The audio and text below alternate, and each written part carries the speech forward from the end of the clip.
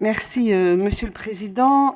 Mes chers collègues, je tiens en tout premier lieu à vous remercier de m'accueillir au sein de votre commission, ma commission d'origine étant la commission des affaires culturelles, sport, éducation. J'ai l'honneur donc de siéger parmi vous en tant que rapporteur de la proposition de résolution déposée par le groupe Les Républicains visant à la création d'une commission d'enquête relative à la lutte contre les groupuscules prônant la violence. Un phénomène inquiétant qui s'est d'ailleurs particulièrement manifesté à la faveur des derniers mouvements sociaux et qui, par son ampleur et les menaces qu'il fait peser sur la société, mérite, je crois, que nous, élus de la nation, nous nous y attardions et que nous agissions en conséquence. Comme vous le savez, une partie de notre jeunesse ne se reconnaît pas dans la politique, dans la société aussi dans laquelle elle vit. Elle ne se reconnaît pas dans la politique, du moins dans l'organisation politique telle qu'elle est définie par la Constitution de notre Ve République. Aucun parti qui concourt à l'expression du suffrage selon les termes de l'article 4 ne trouve grâce à ses yeux.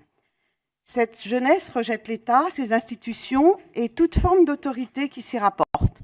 À ses yeux, le débat démocratique est un outil de désinformation destiné à tromper le peuple et les élections un moyen de domination et d'oppression.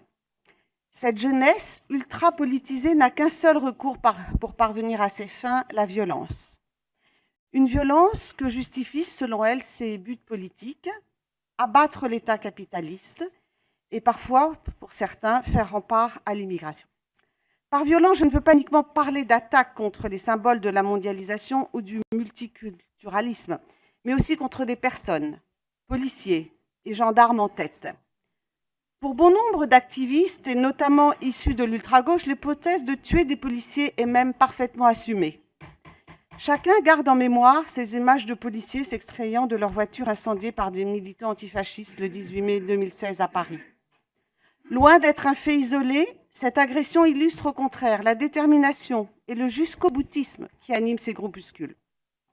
Cette jeunesse qui évolue aux extrêmes marges de la vie publique vient grossir les rangs de nébuleuses parfois anciennes et pour la plupart méconnues du grand public.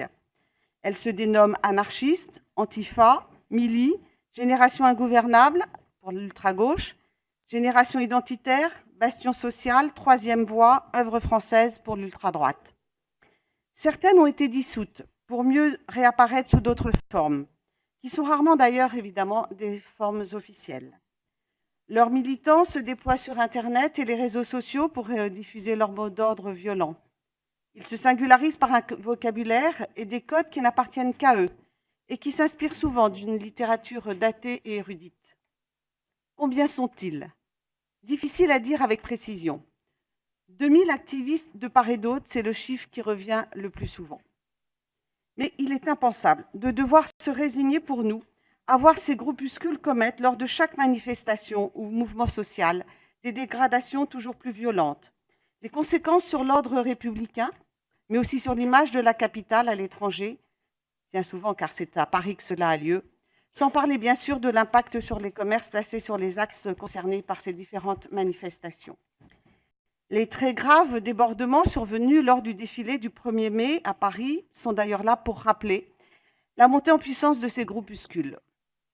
1200 Black Blocs ont infiltré le cortège et se sont livrés à des violences inadmissibles. De l'aveu même du ministre de l'Intérieur, ils étaient 2 fois plus nombreux que prévu. Du jamais vu a même affirmé un syndicaliste policier. Et il a fallu le sang-froid et le professionnalisme des forces de l'ordre pour parvenir à limiter autant que possible les dégâts humains et matériels. Comment expliquer une telle recrudescence et pourquoi n'a-t-on pas su l'anticiper? Comment autant d'activistes vêtus de noir, cagoulés et munis de marteaux et d'engins incendiaires ont-ils pu intégrer aussi facilement le cortège de tête? Les Français, que ces déchaînements de violence laissent à chaque fois médusés, se posent à raison toutes ces questions. Mais les gouvernants d'hier et d'aujourd'hui semblent incapables de trouver la parade. Ils donnent surtout l'impression de gérer au plus pressé, avec une obsession bien légitime en tête, éviter des blessés, voire des morts, parmi les manifestants et les forces de l'ordre. À chaque fois, les mêmes polémiques agitent le débat public. Comment cela a-t-il pu être possible? Les pouvoirs publics ont-ils fait le nécessaire? Doit-on dissoudre ces groupuscules violents? Mais comment dissoudre ceux qui, pour certains, donc par définition, n'ont pas d'existence légale, comme on l'a pu le constater déjà précédemment? Aurait-il fallu maintenir l'état d'urgence, qui à l'évidence permettrait un encadrement plus strict des manifestations? Et à chaque fois, le soufflet médiatique finit par retomber avant qu'une réponse valable n'ait été trouvée.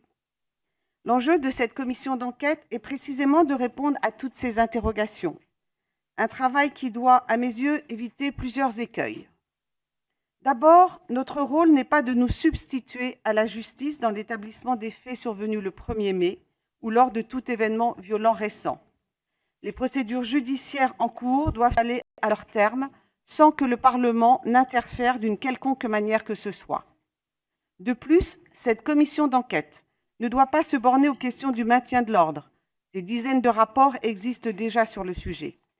Mais elle doit essayer de comprendre l'origine de cette radicalité politique, de gauche comme de droite, et d'en percer les motivations profondes. Ensuite, éviter de faire des procès ad hominem. Il ne s'agit pas ici de juger l'action du ministre de l'Intérieur, comme j'ai pu le voir dans la presse récemment par l'un des parlementaires du groupe de la majorité. Si l'on s'en tient aux 15 dernières années, des événements de nature équivalente se sont déroulés sans que l'action des exécutifs successifs n'ait permis d'enrayer le phénomène. Nul n'est ici mieux placé qu'un autre pour donner des leçons. L'enjeu, mes chers collègues, est au contraire de dépasser nos différences pour mieux comprendre un phénomène en plein essor et trouver les solutions pour le combattre efficacement. C'est la démarche que je vous propose.